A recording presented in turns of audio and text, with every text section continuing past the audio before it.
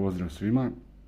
U prošlom videu sam vam pričao o pitanjima koje postavljam kada razmatram neki projekt, a danas bih vam rekao jednu stvar koju sam primijetio.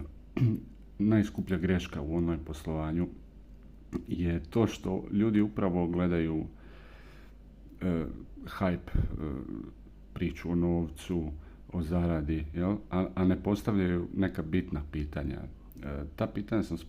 O tim pitanjima sam pisao i u svom blog postu, a spomenuo sam ih i prošli put. Dakle, greška je koju često ljudi rade, pojavljuju se razne prilike koje obećavaju neku brzu zaradu, i tako dalje, a u stvari pitanja koje treba postaviti kad se takve stvari pojave je tko stoji iza projekta, kako je riješen pravni okvir, kako se raspoređuje novac, postoji li transparentnost, postoji li mogućnost izlaska iz sustava.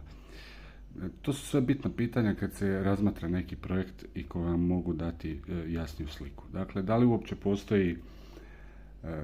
postoje raspodjela profita, da li je prikazana i tako dalje. O svemu ovome i generalno u internet poslovanju pišem na svom blogu koji se zove Filipov blog. Tako da za sve koje zanima ova tema možete posjetiti moj blog. Tu se dotičem raznih tema vezano za online svijet i internet. Pozdrav svima.